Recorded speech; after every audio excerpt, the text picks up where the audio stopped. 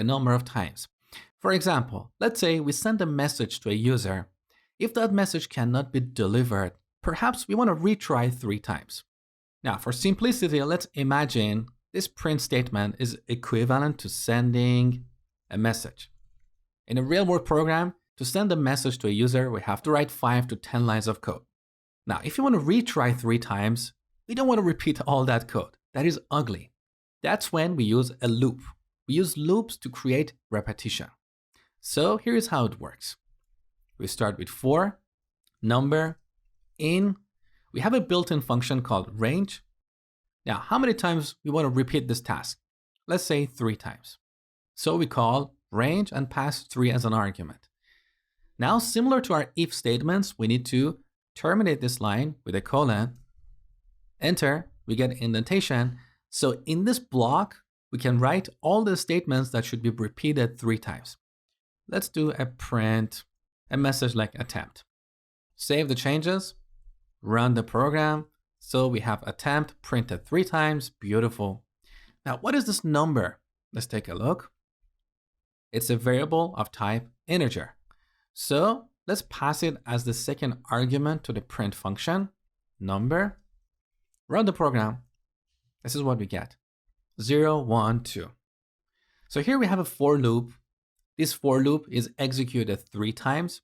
In each iteration, number will have a different value. Initially, it will be 0. In the second iteration, it will be 1. And finally, in the last iteration, it will be 2. Now here we can do something fun. We can add 1 to this, run the program, and now the messages that we print are kind of more meaningful or more user-friendly, like attempting number 1, attempting number 2, and so on. We can take this to the next level. So we can pass another argument. Here I'm going to add an expression. One more time, number plus 1. So we'll get 1, 2, 3. Now I want to put this expression in parentheses. So let's select this, put it in parentheses, and then multiply it by a dot. So here we have a string that is multiplied by a number. The result will be that string repeated that number of times. Let's take a look. So run the program. See, that's pretty cool, isn't it? Now let me show you one more thing before we finish this lecture. As you saw, this range function generates numbers starting from 0 all the way up to this number here, but it doesn't include this number. Here we can pass another argument, say start from 1 and finish before 4.